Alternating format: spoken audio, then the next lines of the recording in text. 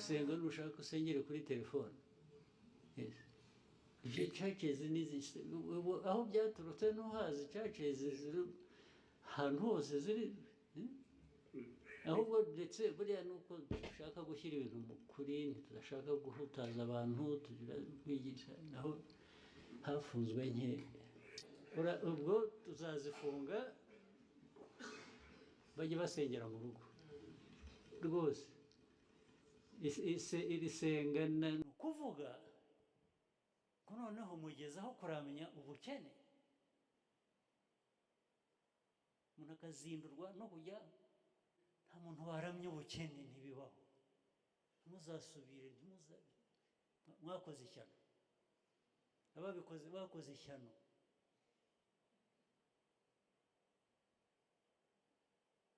Rwose nongera no kubyumva, hari n'abanyuze ahandi ngo bagiye gusenga ubugeni, nzazana amakamyo bashyiremo bose, ngende mbafungira ahantu.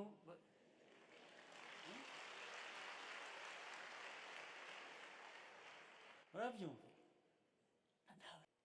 Uraramya ubukene cyangwa uraramya cyagira abantu abakene?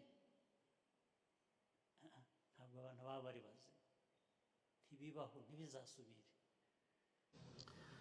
Inkotanyi rero mwazishimiye, hari washimiye inkotanyi n'Imana. Yewe nahitamo ko tubanze kujya dushima inkotanyi cyane kuko Imana yewe sinzi niba hari uruhare yagize, kuko ababishwe se kuki Imana itabatabaye. Inkotanyi nazo zizabuhoraho nk'Imana. Jenoside yakorewe Abatutsi ntabwo barokowe n'Imana, barokowe n'inkotanyi. Ni nayo mpamvu ntabwo Imana ari yaje ngo yambure interahamwe umuhoro, imwambure nta mpongano y'umwanzi. Sinabibonye. Ndambiwe nuko muzana Imana muri jenoside. Nyamwe ndabasaba muri jenoside mukoremo Imana nabana bavuga ko Imana itari ihari. Kuki Imana itoranya akantu kamwe bamaze kwica ikareka ibihumbi 3 biraho ngo ikabyica? Iyo Mana ni Imana muvuga. Jewe nkunda bavuga ko Imana itari mu Rwanda rwose, nibo nkunda. Ariko reka bisabe, nyamuneka Imana ni muyikure muri jenoside. Jewe nuzura navuga ko Imana itari ihari. Uyada wikajya imenya gusa dutanduranyije cyane. Batwereka ko bwa mbere muri aya mateka mabi y'u Rwanda tumaze imyaka 30 nta muntu uhunga, nta muntu wicwa, nta muntu usengerwa, nta muntu ubundabunda, ku buryo ari umwaka dufite ikintu gikomeye twibukaho kandi dushimira Imana.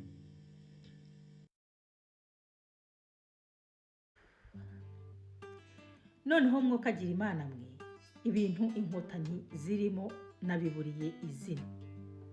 Iyi seri ndayita ngo iki? Ikinyoma, ubukunguzi, ndayita ubuhanuzi burimo burasohora. Noneho byanshobeye umva ko nigenje. Tito Rutaremara akoze hasi anyibutsa ibuye, akojeje agati mu ntozi. Kandi ubu ngubu hari abumvishije ino hiti ya Tito Rutaremara kuri social media, bakaba bari kwitabaza ngo umukuru w'igihugu, ngo Perezida Kagame, ngo naza bacyahire Tito Rutaremara, ngo naza bacyahire Bizimana. Kandi nk'uko mubyumvishije, bano bantu imvugo n'imwe, ingiro n'imwe, gahunda yabo ni ukurandura Imana, ni ukurandura izina ry'Imana mu gihugu, bagasigara biyimitse nk'ibigirwamana. Ndabona ariyo ntego, ndabona aricyo bashaka kugeraho, kandi barakataje, kandi ntibagira n'isoni. Rero icyo mbereyeho hano, icyo archive zibereyeho, ni ukugira ngo nibutse abanyarwanda batibuka. Kandi ndifuza noneho uyu munsi kuganira namwe bakristo bavandimwe. Muri hehe? Muri gukora iki? Muri mu biki? Iyo dukora tubikora nyine byose kugira ngo abantu nayo insengero muri development muri ibi byose twavugaga intambara ziri ku isi na survival y'igihugu, insengero zifitemo uruhare iki? Nazo ziratanga akazi se? Ariko mwebwe abakoloni barabarindagije, namwe murarindagira. Ubu ibintu twirwa tuganira ibintu bya church, gusenga nushaka usengere kuri telefone. Yes. Ibyo churches aho byaturutse no hazi churches ziri ahantu hose ziri, ahubwo ndetse buriya nuko dushaka gushyira ibintu mu kuri, tudashaka guhutaza abantu, tugira kwigisha, naho hafunzwe nke. Ubwo tuzazifunga bajye basengera mu rugo rwose. Iri senga abanyafurika mwara. Uyu Kagame rero ushaka kwirukana insengero zose mu Rwanda, ushaka kuzifunga, ushaka yuko nta n'umuntu n'umwe ujya mu rusengero kugira ngo aruhuke, kugira ngo atuze, kugira ngo aganire n'Imana, kugira ngo ashingire, kugira ngo ashingure. Muramuzi Kagame mwene Rutagambwa, wavutse ku itariki 23 z'ukwezi kwa 10 mwaka wa 1957. Uno mu perezida akomoka mu miryango y'ibwami. Muribuka ko umwami Rudahigwa ari we wahaye igihugu u Rwanda akakegurira Kristo umwami. Kagame Paul ababyeyi be bamubatirishije atari yashira n'ukwezi na kumwe mu Gushyingo umwaka wa 1957 bakoresheje urusengero. Uyu Kagame uvuga ibingibi ushaka gufunga insengero zose, ushaka ko abantu basengera kuri telefone, wumva ko urusengero nta kintu rumaze, inzu y'Imana nta kintu imaze. Yashyinguye umubyeyi we, yashyinguye nyina umubyara, amuherekeza akoresheje urusengero rwa Ruhango ku itariki ya 27 z'ukwa 11 umwaka wa 2015. Kagame Paul washyingiye umukobwa wawe Ange Kagame ukoresheje urusengero rwa Kimihurura tariki ya 6 z'ukwezi kwa 7 umwaka wa 2019. Abo nabo mu muryango wawe bwite. Urusengero wari urukeneye. Uyu Kagame Paul ushaka gufunga insengero yitabiriye iyimikwa rya Kardinali Kambanda, umukardinali umwe wo mu Rwanda wimitswe na Papa. Aho hari ku itariki ya 27 z'ukwezi kwa 1 umwaka wa 2019. Iyo biri mu nyungu zawe, insengero nta kibazo, ariko mu nyungu z'abaturage ntago bitayeho. Ni ibyo abazungu batuzaniye. Uyu munsi ndifuza kwibanda kuri Kiliziya Gatolika, ariko turi kuvuga amahamba y'inkotanyi. Ntago twakwirengagiza yuko FPR ikoresha insengero kugira ngo ikwirakwize propaganda zayo cyangwa se amahano yayo ishaka gukora. Ntago hano twakwirengagiza uwita Apostle Mignoni n'ibyo akora binyuze mu nsengero ze. Mwibuke ko ari we wavuze ngo Perezida Kagame ngo ni Yeremiya wamanutse mu ijuru ngo Imana yabahaye. Mwibuke ko Mignoni ari we watangije iriya ntambara yo muri Congo ya M23. Arimo arategura urubyiruko ngo nibabajyane mu ngando ngo bajye kurinda ibyagezweho. Iyo ari propaganda zimeze gutyo nta kibazo kuri FPR. Ese muzi ko abanyarwanda ari ibicucu? Ubu butegetsi bwa FPR nibwo bukora ku buryo umuhanuzi Meshake wahanuye ngo ibintu bigasohoka asigaye ahanura yarangiza akivuguruza kugira ngo ashimishe FPR. Ubu butegetsi bwa FPR mubona bwahagurukiye Imana nibwo butuma umupasiteri nka Antoine Rutayisire ati bitabapfu imbere ya altare. Izo ni ingero nkeya zishoboka, namwe mushobora kumpa ingero zanyu. Umuntu w'umugabo wize teoloji, ubanza umuntu wagiye agapfa kigabo ari umuntu witwa Pasiteri Ezira Mpyisi. naje kumenya ngo urubyiruko nkamwe bafashe inzira bagera ku bihumbi, ngo ni ibintu kandi bibaho buri gihe, ariko ni byiza ko ntangiye kuvuga ngo ni byiza ko ntabimenye, iyo mbimenya kare mba narabihagaritse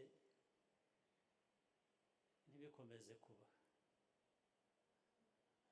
Urubyiruko nkamwe mugafata iya mbere mukazinduka mukamara iminsi 3 mugenda n'amaguru,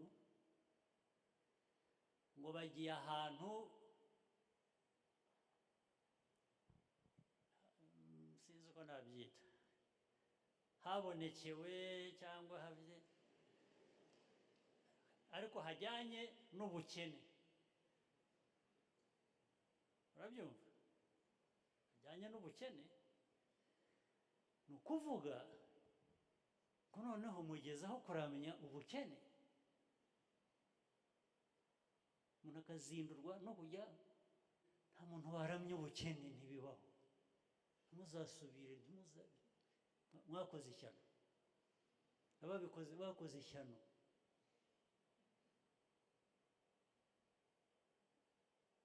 Rwose nongera no kubyumva, hari n'abanyuze ahandi ngo bagiye gusenga ubugeni, nzazana amakamyo bashyiremo bose, ngende mbafungire ahantu.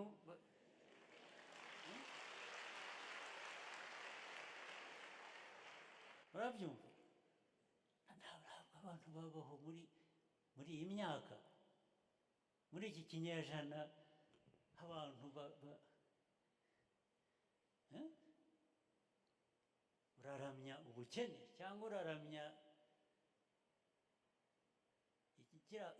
cyagira abantu abakene? Ntabwo abantu baba bari bazima, ntibibaho, ntibizasubire. Kagame Paul atinya umubyeyi Bikira Mariya. Ku bantu bemera ubuhanuzi, ku bantu bafite imyemerere ya Kiliziya Gatolika, Kagame azi neza ko ubuhanuzi bw'ikibeho, ubutumwa Bikira Mariya yatanze, mubabwira na Kagame Paul arimo. Ibi bintu biri kuba ku Nkotanyi, ibi bintu biri kuba mu Rwanda, abemera, ababyemera, ntawe mpatiye kubyemera. Umubyeyi Bikira Mariya yari yarabihanuye, umubyeyi Bikira Mariya yari yarabivuze, ararira mu mabonekerwa yo mu 1981. Atura u Rwanda rugiye gucura imiborogo. Kagame Paul yarimo ararwanya abantu bajya mu rugendo rutagatifu, bajya gusenga, ngo barimo barajya gusenga ubukene, abazi ibyarimo. Kagame Paul ni wavuze ngo iyo Mana ibantumaho muzayibwire ize kunganiriza, ize kunyibwirira. Perezida Kagame Paul arabizi ko Imana yamusuye mu nzozi, ngo nawe ngo akazajya arota ibintu ngo utamenya. Paul, twakubaza ngo upfiki umubyeyi Bikira Mariya, uratinya yuko azongera akaza kuguhanurira amaherezo yawe? Icyo atakubwiye ni igiki? Ibi bintu usibye n'umubyeyi Bikira Mariya, Kizito yarabiririmbye, muramwica. Ni ukuvuga ngo umuntu uvuga Imana, umuntu ushaka kubegereza Imana, umuntu ushaka kubabwira iby'Imana ibashakaho wese, ni kindu ukindura. Ariko kurwana n'Imana, kurwana n'Umwuka Wera, kurwana na Roho Mutagatifu, ni ukurwana n'umutima. Namwe murabizi neza. Niyo mpamvu nk'umusaza Tito Rutaremara ari guta ibitabapfa. Ibi bintu Kizito Mihigo yarabiririmbye, mubyeyi waduhanuriye y'amahano yaduhekuye cyagiye twakwimye amatwi none ubu twarumvise twemerere dutanga ikiru cy'abanyarwanda babaye babi basabire nabo batanga ikiru bava ikuzimu bagaruka ibuntu. Ubu se turabwira Kagame ngo ave ikuzimu agaruka ibuntu? Turabwira Tito Rutaremara ngo umucurabwenge wa FPR n'amahano yatubayeho ngo ave ikuzimu agaruka ibuntu? Turabwira biza amatiku bizi bucabiranya bizi ngo ave ikuzimu agaruka ibuntu? Inkotanyi rero mwazishimiye, hari washimiye inkotanyi n'Imana. Yewe nahitamo ko tubanze kujya dushima inkotanyi cyane cyane, kuko Imana yewe sinzi niba hari uruhare yagize, kuko ababishwe se kuki Imana itabatabaye. Nkeka ko Imana twajya tuyisenga, abayisenga, ariko twagera aho dushima abarokotse ababarokoye n'inkotanyi. mwashimiye inkotanyi, tujye duhora tuzishimira twese kandi iteka ntibizarorera. Inkotanyi nazo zizabuhoraho nk'Imana, tuzahora tuzishima iteka, niko bimeze. Jenoside yakorewe abatutsi ntabwo barokowe n'Imana, barokowe n'inkotanyi. Ni nayo mpamvu ntabwo Imana ari yaje ngo yambure interahamwe umuhoro, imwambure nta mpongano y'umwanzi. Sinabibonye, iyo ngira ayo mahirwe nkabibona, abiciwe muri za kiliziya guhera ku Nyundo, Kajya Nyarubuye, Kiziguro, Ntarama, Nyange, iyo inkotanyi zitarwana ngo benshi banahagwe rwose batanze amaraso yabo, ntabwo barokotse. Bararokotse. Ntitugakine mu bikomeye ngo tubikinishe. No, reka twikina. Abarokotse barokowe n'inkotanyi, ariko ushaka kwemera ko Imana hari icyo ishobora kuba yaramaze nabyemere mu myemerere ye, ariko mu migirire, mu mikorere, abahagaritse jenoside n'abarwanye bayihagarika, baritanga, harimo n'abapfuye n'abishwe nako, kuko ntabwo bapfuye urupfu rusanzwe, baguye ku rugamba rwo kwihagarika. Ntitugakine tujyana imyemerere mu bintu bidahuye. Ntabwo nakongera kugaruka ku mahamba y'uyu Bizimana Jean Damascene. Naramubabwiye bihagije, naramuburiye bihagije, ariko icyo nabibutsa nuko ubwo turi kuvuga kuri gahunda y'Imana, nuko uyu Bizimana Jean Damascene yaragiye kwiha Imana. Yize petit seminaire, yiga grand seminaire, yaragiye kuba umupadiri. Imana ishimwe ko atamubaye. Ikigaragara nuko wowe Bizimana na FPR mukataje mu mugambi wo kwangisha abaturage Imana, wo kugira ngo abaturage bakomeze baryagagurane, bangane, bibibemo umujinya. Bakristo bavandimwe, murabizi yuko iyo babiri cyangwa batatu bateraniye hamwe, Imana ibiri hagati yabo. Ntago bashaka yuko Imana iza hagati muri mwe ngo ibakize urwango rushingiye ku maboko, ngo ibakize umujinya, ngo ibakize kwicana, ngo ibahe kuvugisha ukuri, ihe umutima wanyu gutuza, ihe abarokotse bose gushira agahinda, gutuza mu mutima wabo. Ntabwo FPR bishaka. Irashaka ko mukomeza kuryagagurana hasi hejuru, hasi hejuru, hasi hejuru, hanyuma ikaza nk'umucunguzi ikiyita Yesu. Niyo gahunda FPR ifite. Niyo mpamvu ibabuza gusenga, niyo mpamvu ibabuza kugira ngo umuntu warokotse wese kugira ngo ntavuge ko ari Imana yamurokoye. Bizimana rero, wowe nta kindi kintu nakubwira. Ikintu nakubwira ngo shishikara, kandi nkagucira umugani nka wa wundi nyina wa Mporiki yamuciriye. Uko zikuzamuye zikugeza mu bushorishori, niko zizaguhananura. Nawe ushonje uhishiwe. Deja watandukanye n'umuryango wawe, uri nyakamwe. Icyo inkotanyi zizagupfunyikira uzabage wifashe uri wenyine. imbwirwaruhame z'uyu musaza noneho zije ari rurangiza. ndambiwe nuko muzana imana muri jenoside.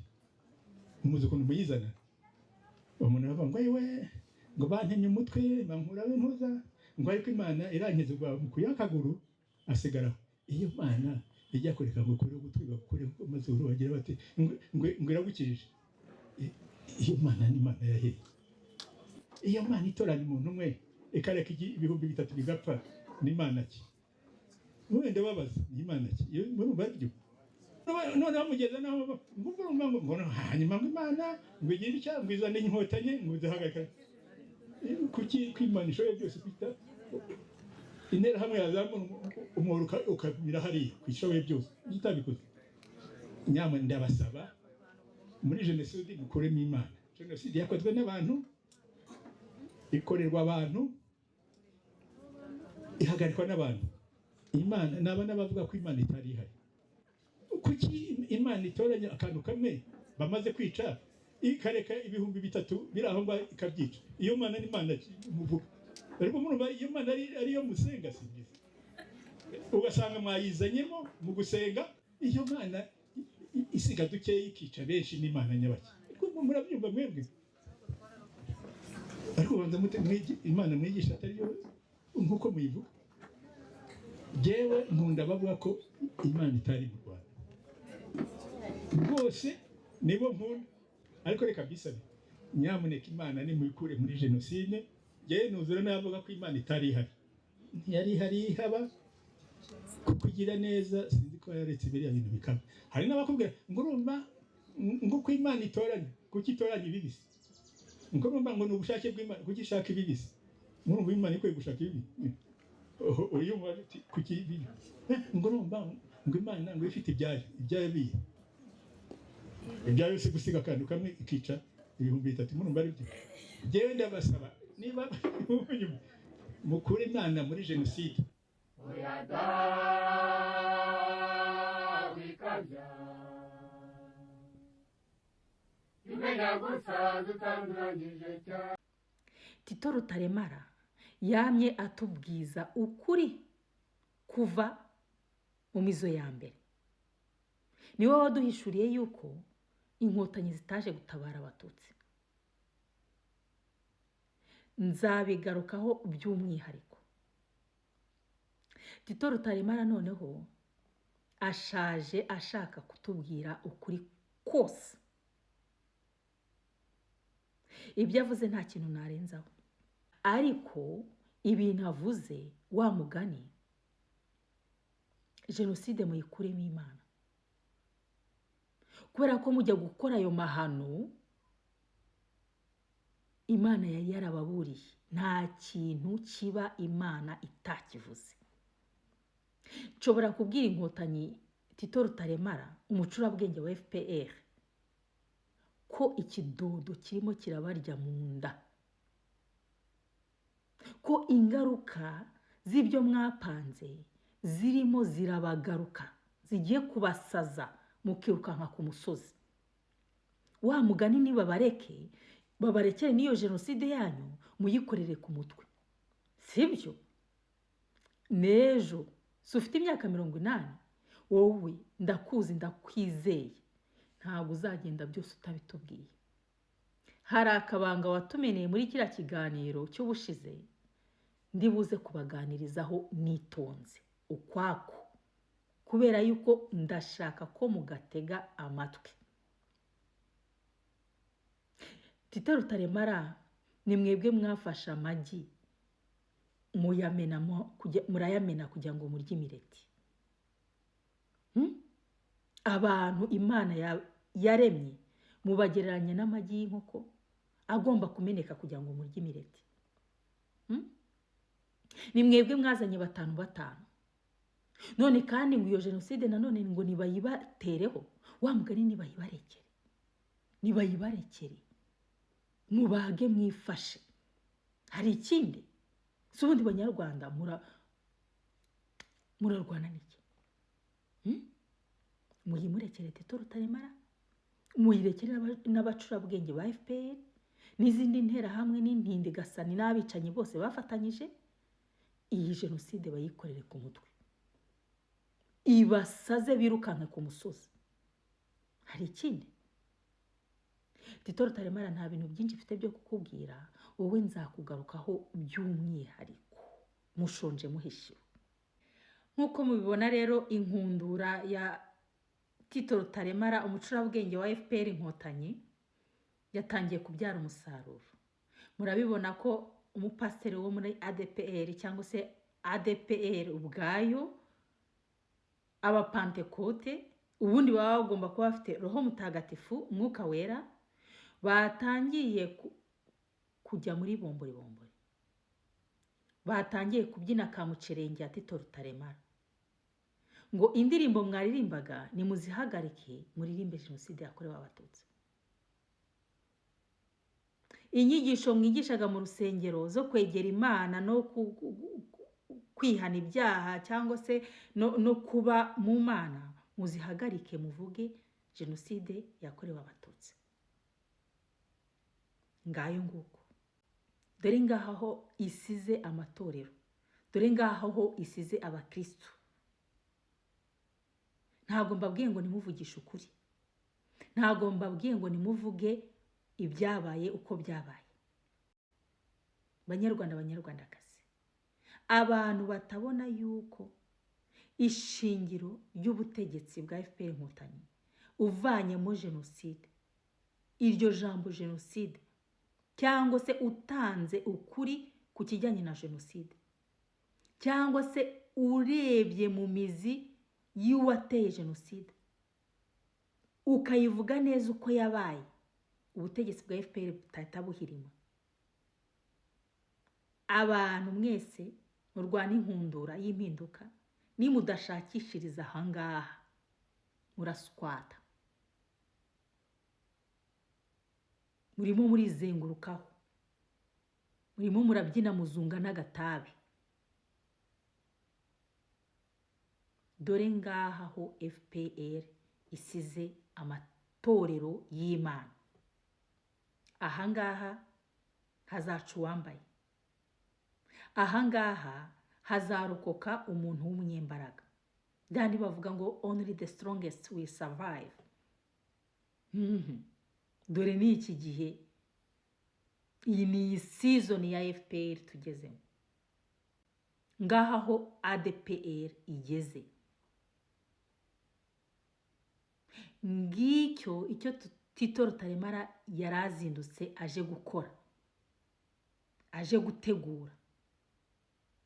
Ngaha ho murabibona, muraza kubibona no mu bayisilamu, muraza kubibona no mu bayehova, ibintu ubundi bitabaho mu bayehova muraza kubibona no mu baporoso. Kiliziya Gatolika yo Kambanda yarayirangije cyane, yo nta nkeke igiteye. Twereka ko nibo bwa mbere muri aya mateka mabi y'u Rwanda tumaze imyaka 30 nta muntu uhunga, nta muntu wicwa, nta muntu usengerwa, nta muntu ubundabunda, ku buryo ari umwaka dufite ikintu gikomeye twibukaho kandi dushimira Imana. Karidinali Kambanda akaba arabihuhuye neza. Karidinali, umwe mu bakaridinali 10 na bangahe watowe na papa w'umunyarwanda, ati tumaze imyaka 30 nta buhunzi, nta kunyagirwa, nta kwica, turashimira Imana ku butegetsi bw'Inkotanyi. Karidinali Kambanda, abo banyarwanda uvuga nibo tuzi, nibo tubona koko. Uyu Karidinali Kambanda yari yarahunze mu bantu bahunze kera, ari mu bantu batahutse mbere ya 90, asubira muri seminari ariga muri za 80 na mu mpera za 80. Yahawe ubupadiri muri 90 igihe papa yasuraga mu Rwanda, ahabwa imirimo arigisha, ava mu Rwanda muri za 93 90 na kangahe agiye kwiga. Ndakwihanganishije ku byakubayeho n'umuryango wawe. ariko se abandi ntabwo ari abanyarwanda? Seti Sendashonga ntabwo ari umunyarwanda? Wakoreye inkotanyi, wazihaye byose zikamuturitsa, Kagame akanabyigamba. Gasakure ntabwo yari umuganga wa Kagame, yari umunyarwanda. Karegeya ntabwo yari yararuhanye na Kagame, ntabwo yari umunyarwanda. Kizito Mihigo ushinzwe muri Kiliziya Gatolika, wari waharanira ubutabera bwe, wiciwe muri gereza z'inkotanyi bakamubeshyera. Kuri karidinari ntabwo wamenya gutandukanya icyaha cyo kwica warangiza ukabeshyira umuntu. Niko se karidinari, waba warabajije uko Karasira yishwe? Mwaradusomborokeje, muradusomborotsa, mwica Karasira uhagarariye imfubyi zazize urugomo rutiswe jenoside. Nzabigarukaho. Nawe harya ntabwo ari umunyarwanda? Abo banyarwanda mutubwira ni bande? Liste ni ndende. Rwigara na Paul ntabwo yari umunyarwanda? Hari icyo atabahaye nk'inkotanyi? Hari igikoma atabatekeye? Hari ubufu atabasereye? Muramwangaje, umuryango we murawangaje, murabutagangaje. Ntabwo ari umunyarwanda? Niko se Kambanda we, abo inkotanyi zatangiye zica ku itariki ya mbere Ukwakira 1990, harya ntabwo ari abantu? Abaturage b'ibyumba Nyacyonga, impinja zasekuwe, ababyeyi babazwe bagakurwamo impinja, ntabwo ari abanyarwanda? Karidina Akandoye urakazi? Songamano urayizi? Abahutu barenga 8,000 biciwe mu nkambi ya Kibeho. Hariya hari umubyeyi Bikira Mariya uriya muri gushaka gusenya ngo murasenga ubukene. Ntabwo ari muri Kiliziya ushinzwe? Wari wabasabira ubutabera? Niko se Kambanda, abasenyeri b'Igakurazo bahambye mu cyobo batari babasha gushyingurwa mu cyubahiro, ntabwo ari abanyarwanda? Umwana Sheja wari ufite imyaka 7 ntabwo ari umuntu? Abaturage b'ibyumba muri stade ya Byumba bitabye inama bakitaba Imana, ntabwo ari abantu? Ntabwo ari abanyarwanda? Ababyeyi ba Karasira n'abandi babyeyi bameze nkabo, abacikacumu bari barokotse bakicwa n'inkotanyi, ntabwo ari abantu? Ntabwo ari abanyarwanda? Niko se Kambanda, abanyarwanda batikiriye mu kwitaba inama bakitaba Imana mu kiswe intambara y'abacengezi za Gisenyi Ruhengeri, aho Kabarebe yarari gutera amatabi, ntabwo ari abanyarwanda? Ntabwo ari abantu? Imihanda yose inkotanyi zishe muri Kongo no mu mahanga n'abakongomani bagera kuri 10,000,000 zirenga, ntabwo ari abantu? Ntabwo ari ubwoko bw'Imana ushinzwe, intama ushinzwe? None se bakristo bavandimwe, dukurikije ibyo karidinari ari kuvuga, ubwo hari ubwoko bw'abanyarwanda bashaka kutubwira?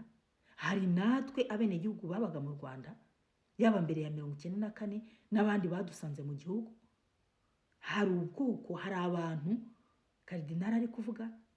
Hari natwe twitira ko turi abanyarwanda? Ni ukubireba neza. Ubwicanyi inkotanyi zakoze bwonyine kuva bwafata igihugu, abo bishe bavuye muri CND ntabwo ari abantu? Liste ni ndende, mu nsangize ubwicanyi bw'inkotanyi. Nta mpunzi koko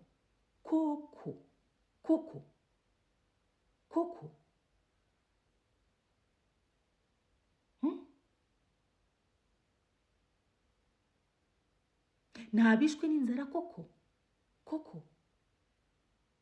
Jya hari ahantu hafi y'aho perezida atuye, aho bari guteka imitanga, nta basenyerwa. Kangondo, amarira ya Kangondo muzayakira. Karidinali we ihora habona Jean Dodier waburiwe irengero nyuma yo gutagangazwa atwawe umutungo we. Abantu bari muri gereza bazira imitungo, bazira amaherere, ntago ari abantu. Dore ngaba abakristo bavandimwe, dore ngizi inkotanyi zihaye Imana, dore nizi inkotanyi zisenga Kagame mbere yo gusenga Imana. Dore ngiyi impamvu shingiro Kagame avuga ngo mureke kwambaza Imana, mwambaza inkotanyi kubera ko arizo zabarokoye. Dore nguru urugero, dore ngaba abantu batuma abantu bavuga ngo muri Kiliziya Gatolika niho hari antikristo. Dore ngiri shingiro ni Kambanda riba. Icyo nakubwira Kambanda, ushonje hishiwe. Nagucira wa mugani wo muri Bibiliya uvuga ngo mutoranye urumamfu mu ngano. Yezu ati murureke rukure, mu gusarura ruzaba rugaragara neza. Kubera ko murutemye rukiri rutoya wahitana n'ingano.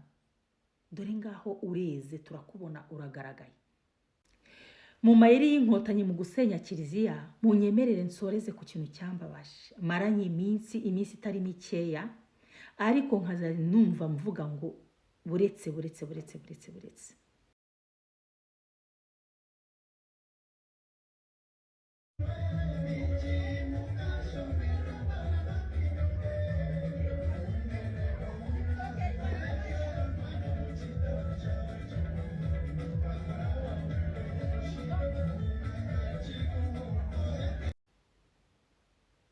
Banyarwanda, Banyarwandakazi, bakristo bavandimwe, murabizi uno mugabo François Ngarambe na Yvonne Solange Ngarambe, mubazi nk'abanyarwanda, nk'abakristo cyane cyane bo muri communauté ya Emmanuel, couple y'intangarugero mu Rwanda.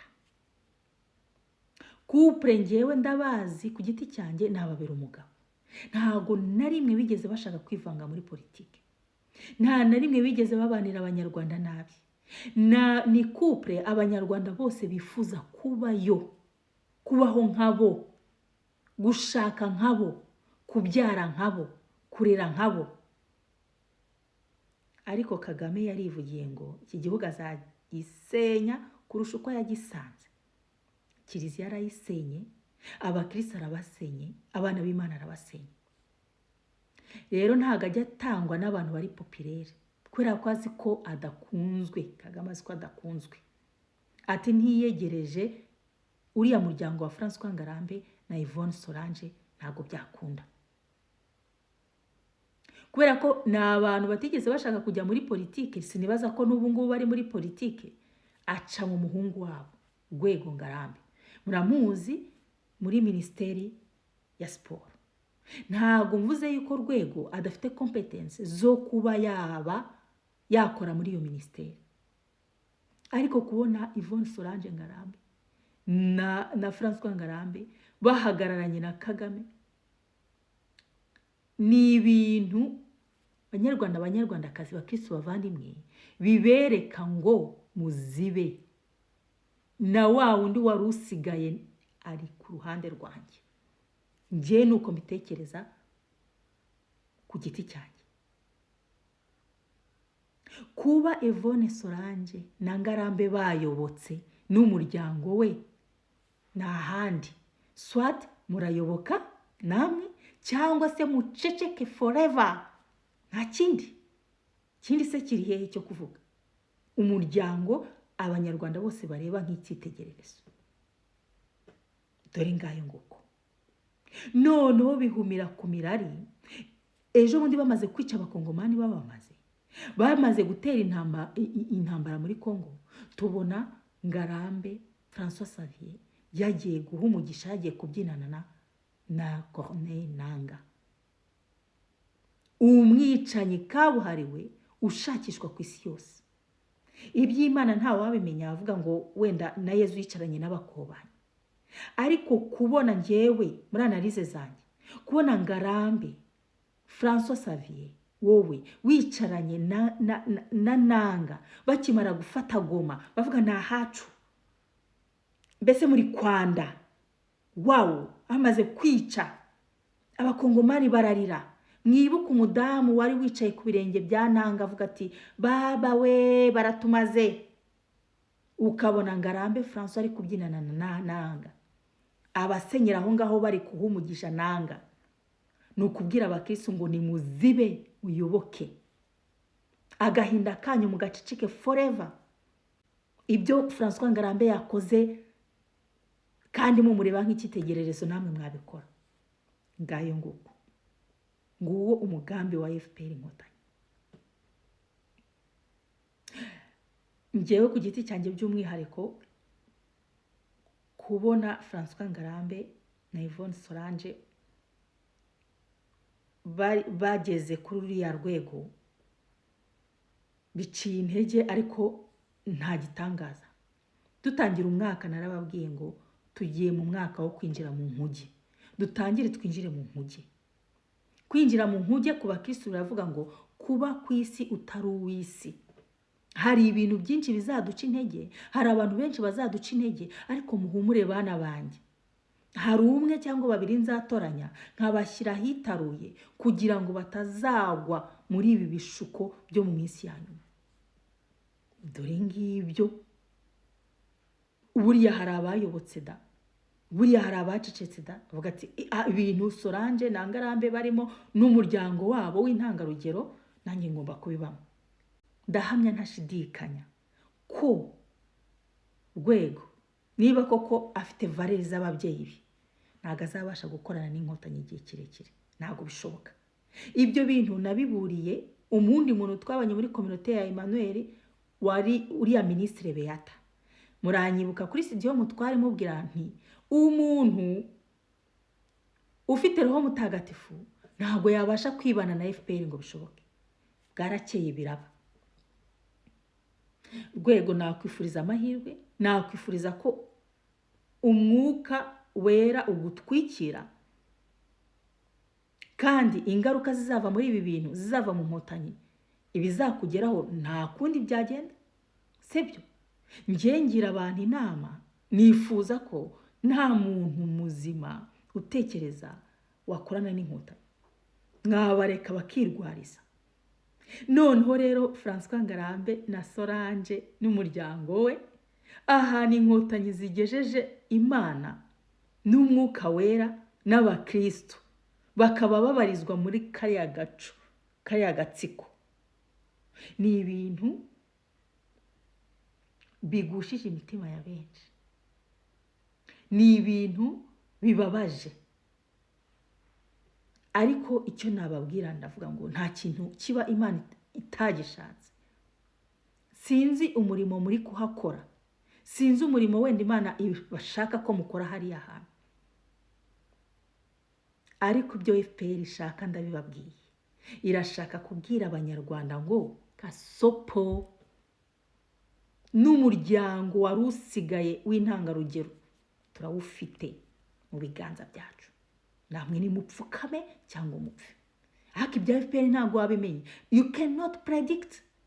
Niyo waba ucecetse zirakwica, niyo waba uvuga cyane ziraguhiga, niyo waba uvugisha ukuri ziraguhiga. Ntago umuryango w'ikinyoma n'umuryango wa shitani ukorana n'abana b'Imana. Bakristo bavandimwe, iby'Inkotanyi ziri gukora muri kubibona, ariko mwebwe gahunda yanyu ni iyihe? Ba Paulo na Sila bari hehe? Ba Yohani bari hehe? Ba Yezu, abantu bigana Yezu wakubitiraga inuma mu rusengero bari hehe? Muragira ngo nongere mbacire wa mugani uvuga ngo Yezu azababwira ati sinabamenye, mugende mwabivume mwe. Ibyo mutakoreye umwe cyangwa babiri muri abo baciye bugufi ntago ari njyewe mwabikoreraga.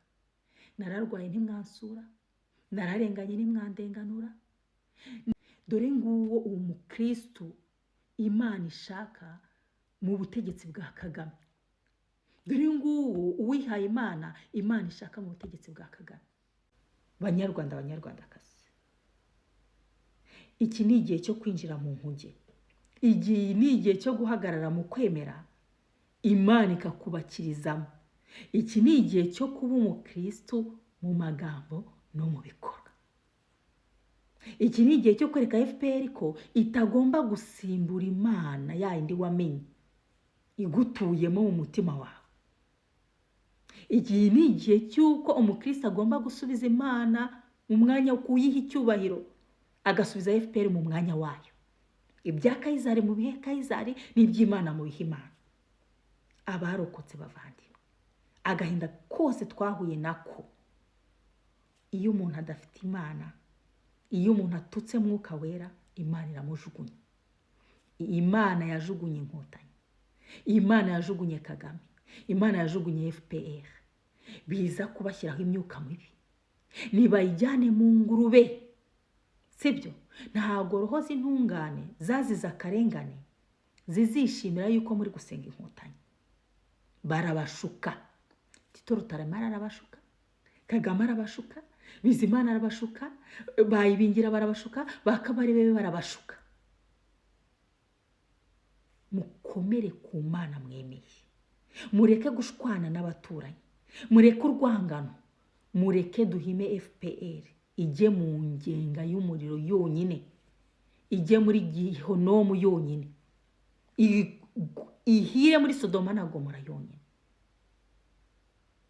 Banyarwanda abanyarwandakazi mu nyumva n'abazanyumva, mbaragije Umwuka Wera, mbaragije Roho Mutagatifu, ndababwiye ngo musubire ku isezerano rya batisimu.